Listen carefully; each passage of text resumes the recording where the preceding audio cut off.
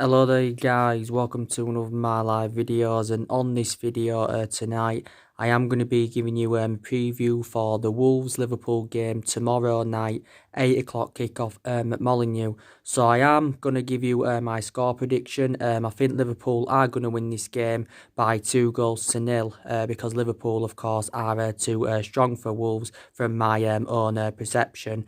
You know, Liverpool are coming into this game on the back of a 2-0 win against us on Sunday. Of course, it was goals from Virgil van Dijk. And obviously, Mohamed Salah was enough to give Liverpool the win. You know, Liverpool will just feel disappointed, that they didn't win by more than 2 goals. Because don't forget, in the game against us, they had 2 disallowed goals from Firmino and Jorginho Wijnaldum. Obviously, one of the disallowed goals was very controversial.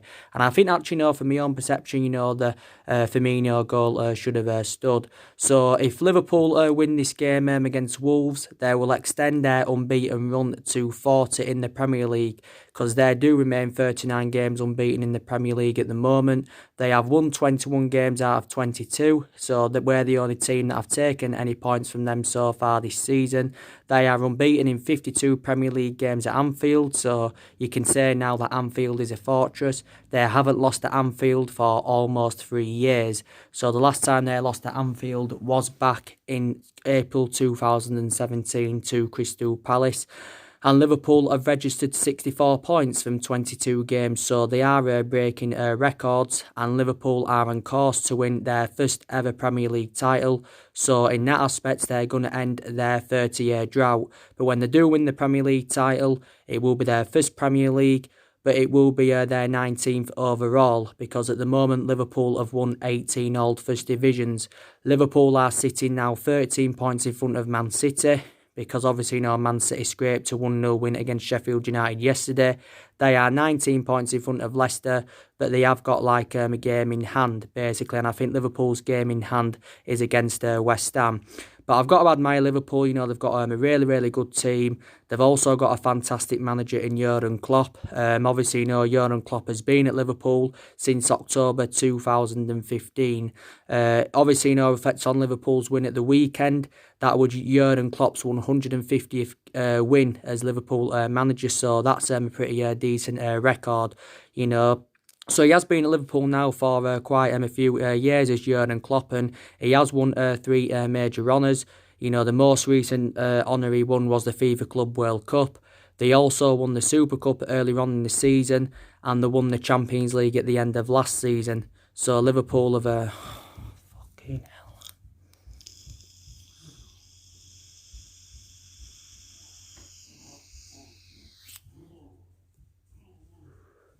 Liverpool have won 6 Champions Leagues and that, But like I said, I think, they are going to have too much for Wolves, basically, Liverpool, definitely in that.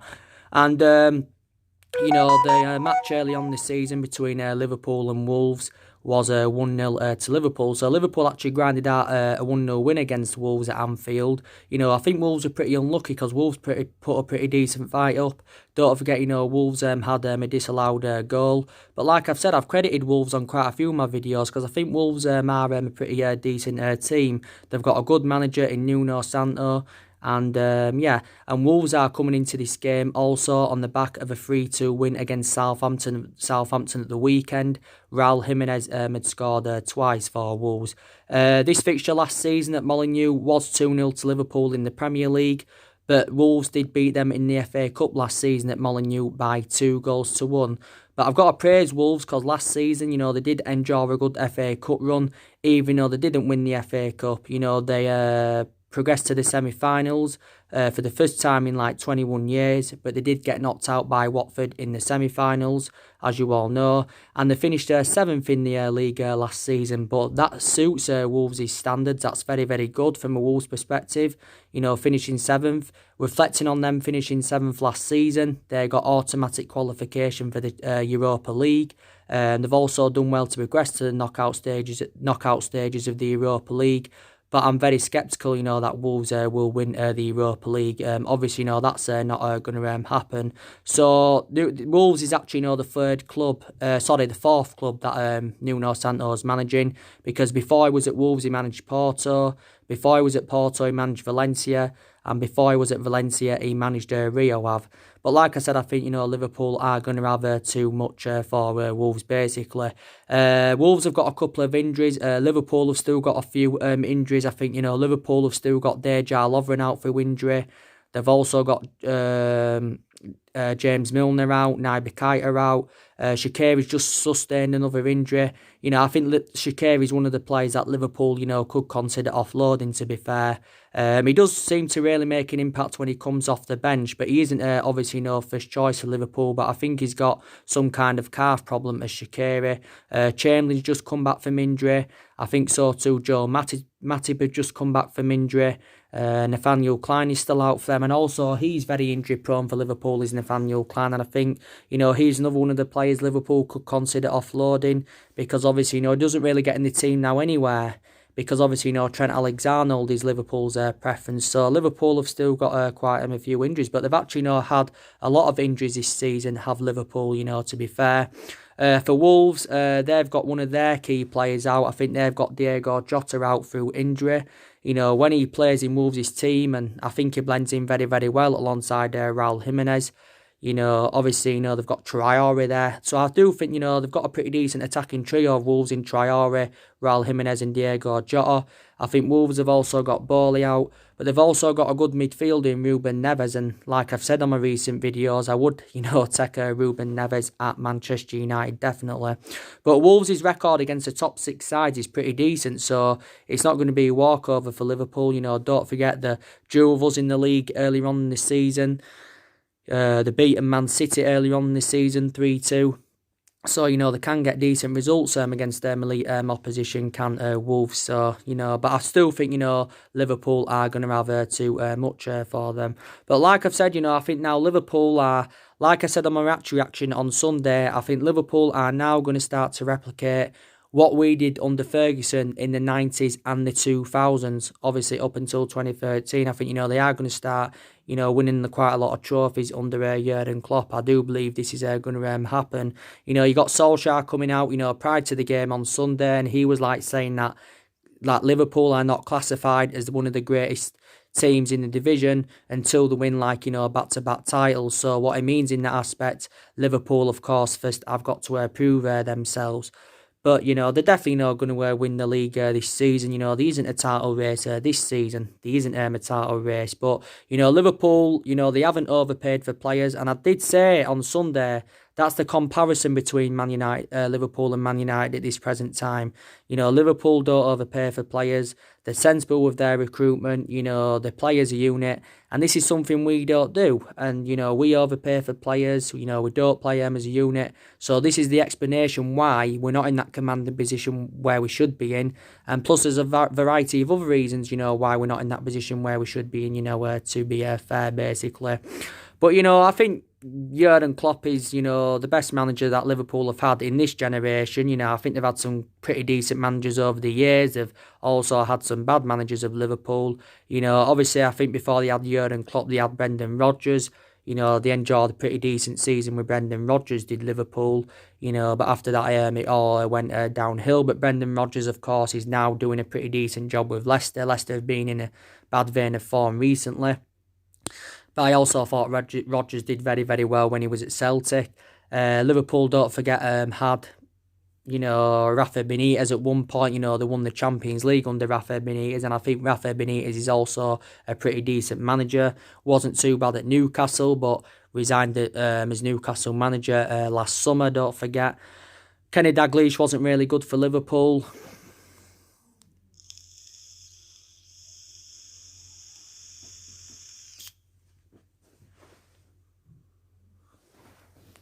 Kenny Dalglish, wasn't really good for Liverpool either. Roy Hodgson wasn't good for Liverpool. They also had Gerard Houllier a lot of years ago. They had Bill Shankly back in the 50s, and, I think back in that generation, he was also regarded as a really, really good manager for them. So Liverpool have had quite a few managers, but Jurgen Klopp has got a contract with Liverpool until 2024 because he extended his contract earlier on in the season. But like I said, Jurgen Klopp hasn't got a fantastic pedigree behind him. Now he is starting to win trophies at Liverpool, and he's already won 3 trophies. I think when he was at Borussia Dortmund, he won a couple of titles with Borussia Dortmund. Before he was at Borussia Dortmund, he was at Mainz 05. So Liverpool is only the third club that he is managing. So he hasn't managed a host of clubs, has he? But he hasn't. His comparison to Pep Guardiola and like Jose Mourinho in terms of silverware, because he hasn't won nowhere near to the extent of what Guardiola and Jose Mourinho have won. But I think he's emulated himself to that level now, and I think he will start winning a lot of trophies. Will Jurgen Klopp, definitely in that. But like I've said, Liverpool, you can say now, are regarded as the best team in England. And, the question is, though, can Liverpool go undefeated in the Premier League this season? That is the question. And Arsenal are the only team in the Premier League era at the moment to go undefeated in one season. But, can Liverpool replicate this? And that is the question. And, it would be unbelievable if they did do that. Liverpool, if they could go undefeated all season. But they've only lost one game in their last 61 league games, including, obviously, their games last season. Liverpool only lost one game last season, and that was to Man City. They lost 2-1 to Man City, did Liverpool. But, they are, of course, breaking records. But Liverpool, like I said, have come close on quite a few occasions to winning the league. They was unlucky not to win it last season. They finished on 97 points last season. They only finished 1 point behind Man City. They was unlucky not to win it back under the Brendan Rodgers era. They was unlucky not to win it back in 2009. So they have come close on quite a few occasions of Liverpool. Definitely they have. And everyone thought, Liverpool would crumble when they lost the likes of Philippe Coutinho and Luis Suarez. Liverpool have lost quite a few of their key players over the years, but they've addressed their deficiencies in the squad. They've got a fantastic centre half through Virgil van Dijk, who they paid £75 million for. They've got 2 fantastic fullbacks in Andrew Robinson, who I think they only paid around £3 million for. Trent Alexander-Arnold, so far to this point, he's spent the entirety of his career with Liverpool because he came up Liverpool's youth system. They've got some decent midfielders as well of Liverpool. You've got Henderson, he's done quite well this season. Milner did well before he sustained an injury. Naby Keita's done quite well for them, but he's currently out with injury at the moment. Jorginho Wijnaldum, maybe he's a player Liverpool could consider offloading. So they've got a lot of midfielders, and they've got a great attacking trio in Salah, Firmino and Mane, and they do blend in very, very well together. I don't think Salah's been too good this season for Liverpool. I don't think he's performed to the standards as a lot of people expected from him, but he is still a very, very good player. He's Mohamed Salah. I think Mane has been in scintillating form this season, so too has Roberto Firmino. So Liverpool have got a really, really good squad. Liverpool, well, I don't think they'll make any signings in this January transfer window. I don't see that happening. I think they may consider making some signings in the summer, but I don't think they need signings. Obviously, as they've had injuries this season, that maybe they may want to consider making some signings for cover up to their injuries. But analysing it, if Liverpool are to get more injuries on the horizon, then I can definitely assure that they'll want to make signings in this summer, but they are also going to get rid of players. Liverpool did sign Takumi Minamino from Red Bull Salzburg for £7.25 million. He officially joined on the 1st of January, but he actually agreed to join them before the 1st of January. So they got him actually before the January transfer window opened.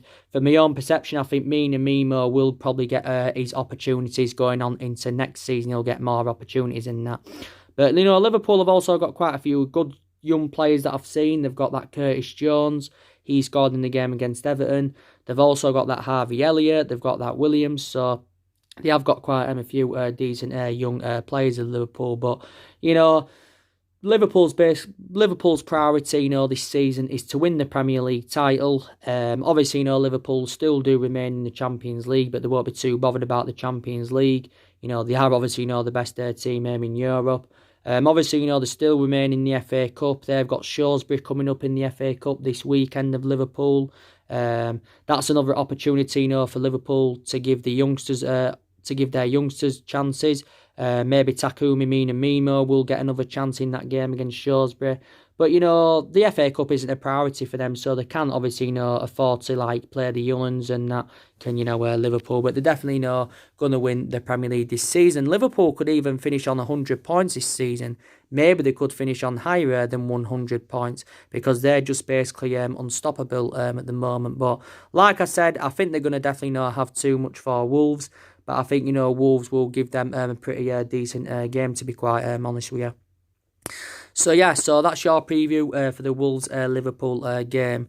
Also, I want to give you some latest news now regarding Bruno Fernandes.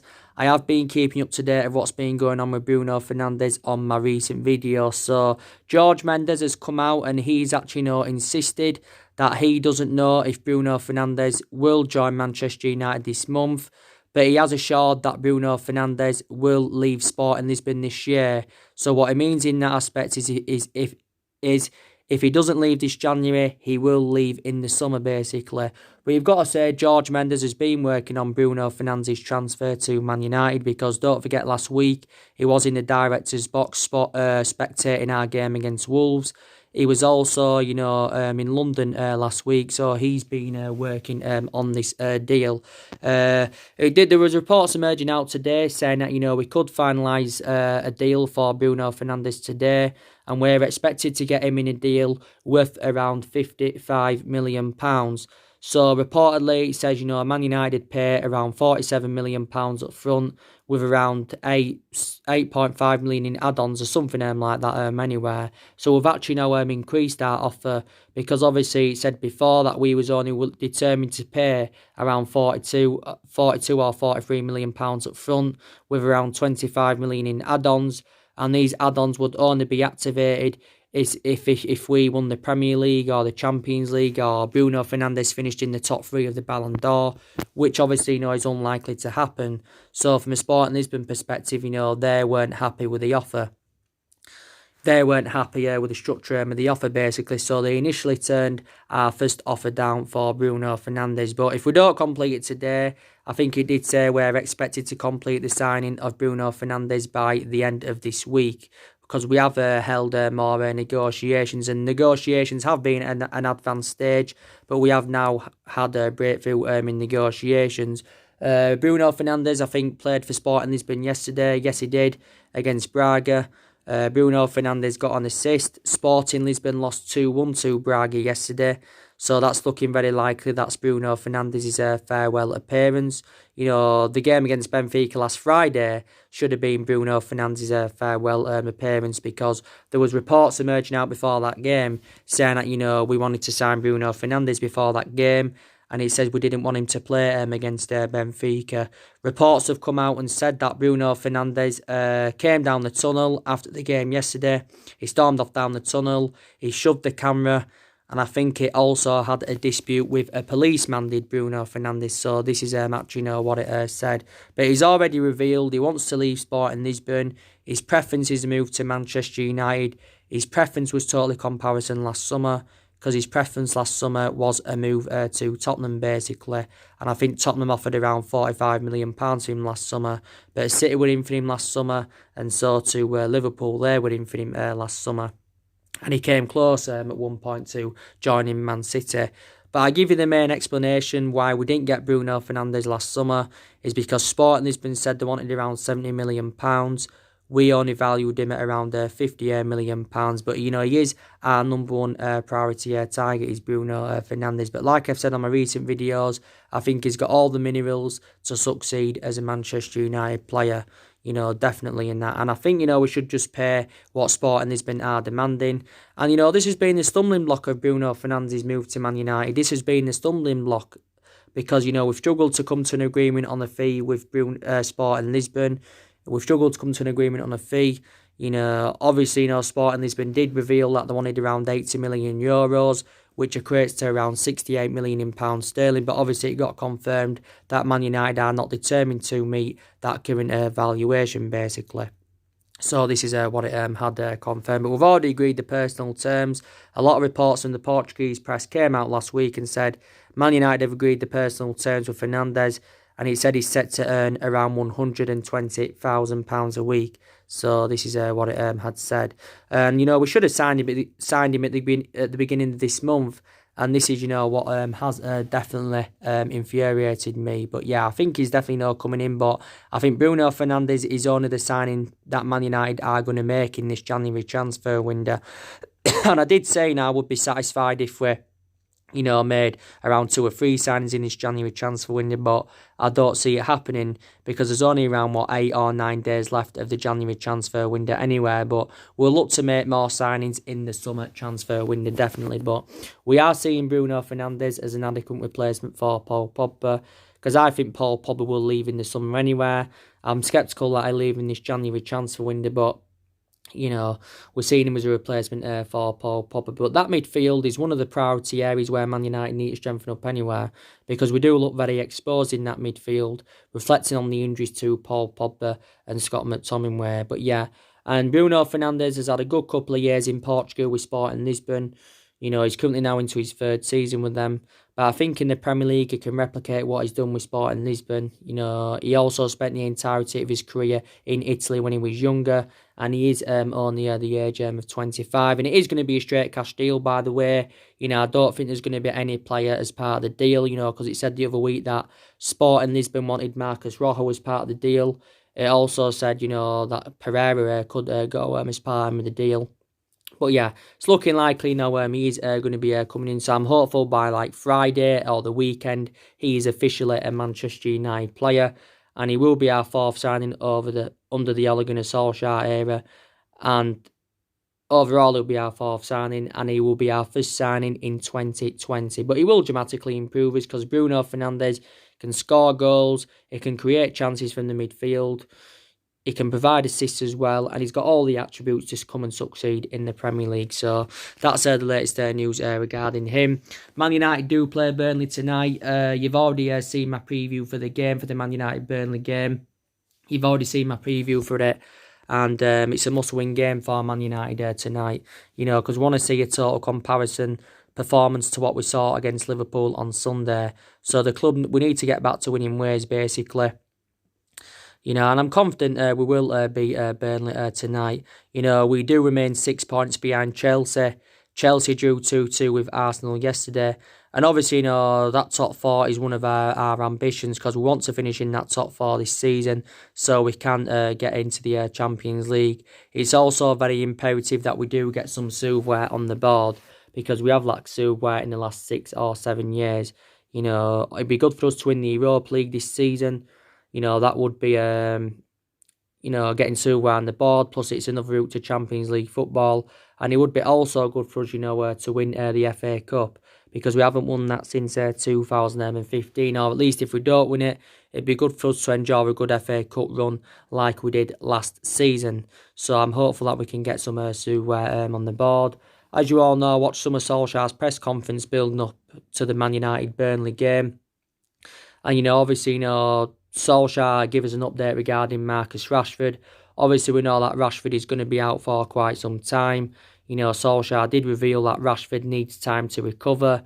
He has sustained a double fracture in his back, and reports were emerging out saying that he could be out for at least 6 weeks. But I think he could be out for the rest of this season. So Rashford's injury is very severe. So this actual injury now he's got is totally comparison to the injury he had early on the season. Solskjaer has confirmed this basically, but he is going to be a big miss. But now reflects on his injury, I think Man United are in search for a striker. And I think Solskjaer says Man United could go into this current transfer market for short-term deals. So there has been quite a few strikers on our agenda. So where the goals are going to be coming from now without Rashford in the team? I know we've got Martial. He can play well, but I don't think he's as good as Rashford. We've got James. He hasn't been so good in the last month or so. But I think prior to the month, he's done really, really well at Man United. So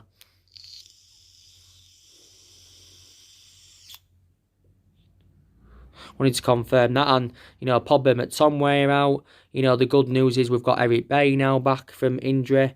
You know, because he was recently playing for the under-23s. He was initially out with a knee injury since pre-season, so Bailly is very injury-prone. Fosu Mensah's just come back, which is good news.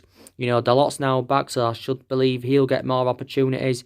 You know, Lindelof, I don't think is going to be playing tonight because it got confirmed he left training early yesterday with illness. So I think tonight Solskjaer has the opportunity to play Bailly. You know, he'll make his first Premier League appearance this season for the club. So I think he'll play him alongside Harry Maguire tonight against Burnley. But we have had a lot of injuries this season. Some people believe that's the explanation why we have been so inconsistent. But for me, that's not excusable, and that you definitely not. And, you know, also Gary Neville, you know, he came out yesterday and criticised Ed Woodward, reflecting on our poor recruitment. And, you know, he feels as though that Ed Woodward needs to get out of the football club because he doesn't have a clue how to run this football club. And Solskjaer reacted to Gary Neville's comments, and he said basically that, you know, now's not the right time to discuss the club's recruitment policy, basically. So this is what I had said. But I said overall anyway, we need to see a variety of changes at the football club. Change of management, change of board, change of owners, you know, change of a chairman. So Ed Woodward, the Glazers, the manager and all the board need to leave this football club. There's still players at Manchester United as well that do need to leave, don't get me wrong. So yeah, so that's your Wolves-Liverpool preview, like I said, and that's, you know, the news on the Bruno Fernandes. My match reaction for the Man United-Burnley game will be coming up tomorrow morning. It will be tomorrow morning. It will be coming up, guys. So I'll see you then. So anyway, guys, drop your comments, likes below on the channel. If you do, consider subscribe as always, and take care. Wait there a minute. God bless, guys, and I'll see you all again very, very soon.